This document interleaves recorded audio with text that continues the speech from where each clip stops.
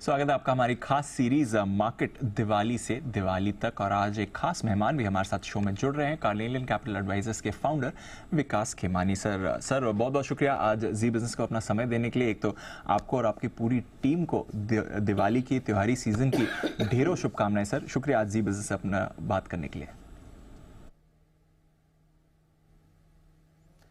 जी, आपको भी और आपके सभी दर्शकों को हमारी टीम कार्नेलियन की तरफ से बहुत बहुत दिवाली की शुभकामनाएं।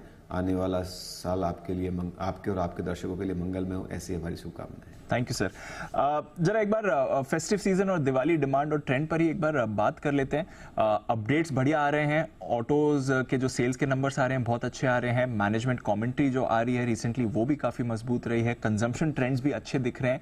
तो एक बार जो हमारी थीम भी है इस बार जी बिजनेस में खुशियों वाली दिवाली, एक बार इसके बारे में जरा बताइए सर, किस तरह के फेस्टिव डिमांड ट्रेंड दिख रहा है, कंजम्पशन ग्रोथ के क्या आपको संकेत दिख रहे हैं? देखिए, जो कंजम्पशन है वो तो इंडिया जैसी कंट्री में रहना ही है। ये था कि पिछले कुछ क्वार्टर से कंजम्पशन थोड़ा सा स्लो था और एक लो बेस के ऊपर अभी हम चल रहे हैं। और इस बार थोड़ा खुशहाली ज़्यादा है, इकोनॉमी में वेल्थ क्रिएशन पॉजिटिविटी काफ़ी अच्छी है, तो उसकी वजह से फेस्टिव डिमांड ठीक रहनी चाहिए। स्पेशली जो डिमांड है जो डिस्क्रेशनरी अपने स्पेंड है उसके अंदर काफ़ी अच्छी है। तो जैसे आप देखेंगे ऑटोमोबाइल्स के अंदर है थोड़ी जो भी डिस्क्रिशनरी सेगमेंट वहाँ पे डिमांड ठीक ठाक सी पिकअप होती हुई दिख रही है। पर ये कहना बहुत जल्दी होगा कि सारे नतीजे अच्छे आएंगे। इस बार थोड़ा सा क्वार्टर जो दिवाली का सीज़न थोड़ा डिले भी है, तो उसकी वजह से शायद दिसंबर के नतीजे काफ़ी अच्छे आने चाहिए।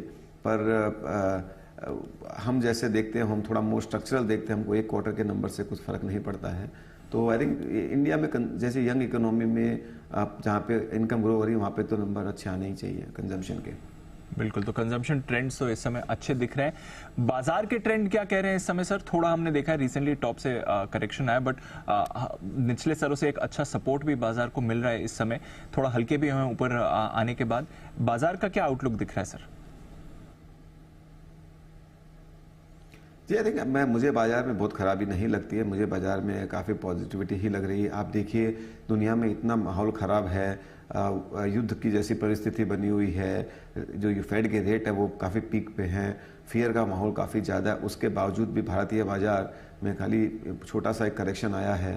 तो इस तरह का जो वो आता, तो आज अगर आप एक बैरोमीटर को देखेंगे बाज़ार में, तो जनरली मैं कहता हूँ मार्केट में कॉशियस सेंटीमेंट ज़्यादा है ऑप्टिमिज्म सेंटीमेंट के साथ में। तो ये एक दर्शाता है कि आज थोड़ा सा फेयर फैक्टर ज़्यादा है, पर उसके बावजूद भी बाजार टिका हुआ है। उसका अंडरलाइन कारण यही है कि इकोनॉमिक ग्रोथ जो है काफ़ी अच्छी है। इंडिया की इकोनॉमी दूसरे विश्व के दूसरे बाज़ारों के बजाय बहुत अच्छे से मैनेज हो रही है। चाहे वो फिस्कल डेफिसिट ले लो, चाहे वो करंट अकाउंट डेफिसिट ले लो, चाहे वो इन्वेस्टमेंट साइकिल ले लो, तो हर तरीके से इंडिया की जो प्रोग्रेस है वो अच्छी है। ऐसा कोई थोड़ा एक अनिश्चितता का माहौल बनता तो मार्केट एक जायज़ कंसोलिडेशन का फेज आए, और अपने यहाँ पे एक थोड़ा इलेक्शन का भी, स्टेट इलेक्शन का भी एक थोड़ी सी अनिश्चितता को लेके शायद बाजार कंसोलिडेट होगा, तो उससे मुझे कोई आपत्ति नहीं है। आई थिंक एक बाजार कंसोलिडेट हो एक अच्छी बात होती है, जो कि अगले एक नए रैली के लिए बेस बनाता है। मैं बाज़ारों पे काफ़ी पॉजिटिव हूँ, मुझे लगता है अगले सम्मत तक बाज़ार एक बहुत अच्छा रिटर्न दे पाएंगे। यहाँ से कोई कितनी अपसाइड एक्सपेक्ट करनी चाहिए सर? कुछ टारगेट्स या कैलकुलेशंस भी निकालें बाजार के लेकर? देखिए, बाजार में कभी भी कोई कैलकुलेशन नंबर का कोई महत्व तो नहीं होता, पर अगर मैं यहाँ से एक देखा चाहूँ कि अगले ये सम्मत से अगले सम्मत तक अगर हम सेंसेक्स चाहें तो अगर एक थोड़ा सा अनुमान लगाने की कोशिश करें कि गिवन जिस तरह की ट्रैजेक्टरी है, तो मुझे लगता है इसमें मैं बहुत सरप्राइज नहीं होगा कि अगले दिवाली तक मार्केट सेंसेक्स लेवल जो 85,000 टू 90,000 के बीच में अगर हमने को देखने को मिले तो मुझे बिल्कुल भी सरप्राइज नहीं होगा। जर्नी जो है हो सकता है कभी दिवाली के पहले कभी बाद में, वो सब हो सकता है, उसका कुछ कहना नहीं जा सकता, बट ट्रैजेक्टरी जो है वो मुझे काफ़ी अच्छी लग रही है। बहुत ही बढ़िया व्यू आ रहा है सर आपका, और आशा करते हैं कि जितना जो आप कह रहे हैं वो सच निकले। बट जबरदस्त पॉजिटिव मोमेंटम सेंसेक्स में या इनफैक्ट बाजार के टारगेट्स आप कह सकते हैं विकास सर की तरफ से निकल कर आ रहे हैं। सर अर्निंग सीजन से इस समय क्या संकेत ले रहे हैं? अब तक जो अर्निंग्स आए स्पेशली बैंक्स की तरफ से या फाइनेंशियल्स की तरफ से, थोड़ा निम्स में हमने मॉडरेशन देखा है, बट अदरवाइज क्रेडिट ग्रोथ बढ़िया निकल कर आ रही है। आपने क्या ट्रेंड देखे हैं यहाँ पर?